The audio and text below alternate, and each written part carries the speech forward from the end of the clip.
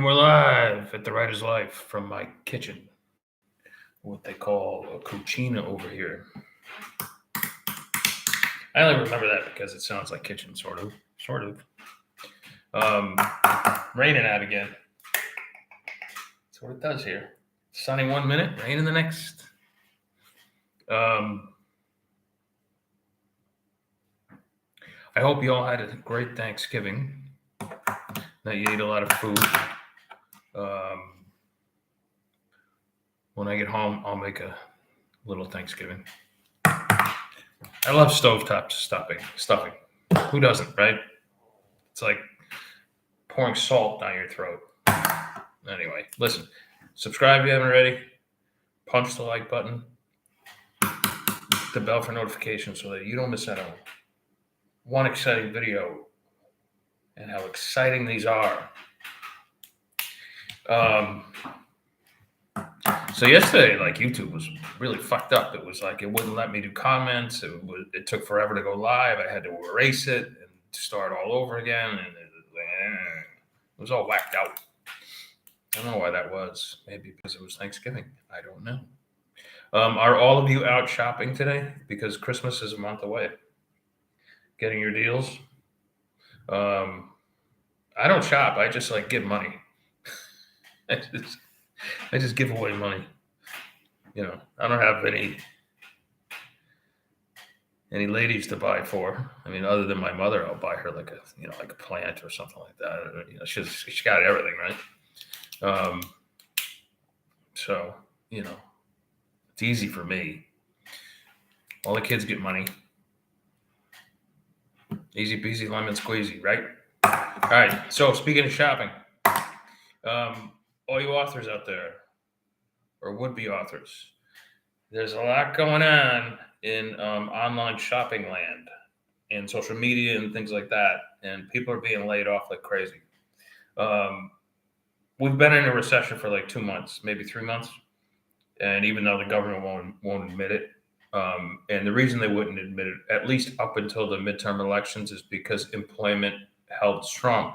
But I'm not even an economist, and I know this, but one of the most lagging indicators of a recession is always employment. It's always like the last thing to come up, or to rear its ugly head, I should say. And I would suspect that unemployment numbers are going to be up fairly drastically in December, January, February, those cold months.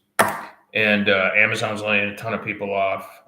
As you know, Twitter laid a ton of people off, but that's a different situation. They got rid of the people who were censoring, which is a whole issue on its own.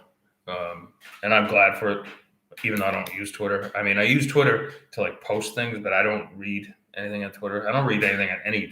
To be honest, I will interject this so you guys know this. If you're ever like, why does Vince never respond to my posts or like them or anything like that? Or why is Vince suddenly not my friend on Facebook or something like that? It's probably because, first of all, I don't look at posts. I almost never look at posts. If I look at a post, it's by accident, and I'll respond to it. There's 1 or 2 groups I'd look at posts and I'm active with, but that's about it. Or if you were a friend and you're not a friend, it's either because I had to make room for some readers who wanted to be friends, or I fucked up and I just one day I just felt like cleaning. I just got So if you suddenly find me adding you back, it's not because I was mad at you or anything like that. Anyway, I hate social media, so But without social media, there wouldn't be this opportunity to promote your books and all that sort of stuff. Back to what I was talking about before I ramble too much. Your best bet, I think, at this point, is not to stay exclusive to any one store. Like a lot of people use Amazon, KDP platform. This is for your indie books. I'm not talking about my traditionally published books, which are published worldwide. Those don't count. I'm talking about the stuff under my Bear Media label. for a long time, I would just put them in Amazon exclusively because they do that. Like they have like special promos and things like that.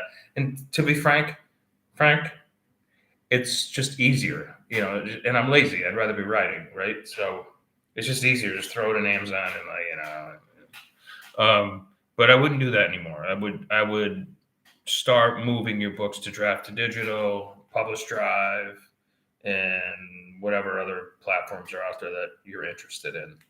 I think going forward, it's gonna be the safer alternative because it's quite possible, and I mentioned this the other day. It's quite possible. I don't know at all for sure. Do your own research. I'm just saying it's quite possible from my own little bit of research that Amazon could turn the book portion of their program, which I don't think is extremely profitable for them.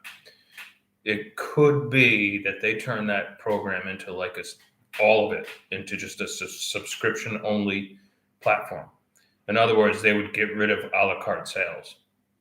I don't know if they're going to do that, but they're doing it with music. And if they're doing it with music, they could easily do it with books. And if that happens, your Amazon income is going to take a hit, or unless they figure out another way to give you a bonus or something like that. But and like I said, I'm not saying they're going to do that, but just in case they do, then you need to have other platforms where readers can buy your books a la carte, and Draft to Digital will take care of that, and other platforms and stuff like that. So, do you see what I'm saying? Do you understand what I'm saying? Comment or write a comment or email me or whatever if you have more questions about it. I know it's early in the States. What is it? 9:45 on the Eastern Coast, so it's still early on the West Coast and all that sort of stuff. But anyway, I got to go to the grocery store, so I had to get this in now. All right. I hope you're all having a great Black Friday. Don't spend too much money. Don't spend money you don't have. Don't break out those credit cards, because I looked at my Capital One interest rate the other day, and I pay my bills. I pay my bills on time, and and I like my Capital One card because you get points for flying, you get points for hotels. It's great if you're a traveler, right? And I'm like, there's got to be a catch. There's got to be a catch, because you can even redeem points for cash and stuff like that. And I'm like, something's not right. There's got to be a catch. And so I look at the interest rate on the card, 21%. So I immediately went to my line of credit, which is 7%, and I put almost paid the card off. And now I won't use Capital One. That's bullshit. 20%, 21%. Are you crazy? Are you kidding me? Anyway, be careful of that stuff. So don't use your credit cards. Only use cash. All right? This is not financial advice. This is for entertainment purposes only. I am not a financial advisor. I write stupid books. That's what I do. All right. I will talk to you guys later. I'll talk to you tomorrow. I'll talk to you tomorrow or Sunday, because tomorrow's Saturday already. Oh my God. Tomorrow or Sunday. And ciao, ciao, ciao, ciao.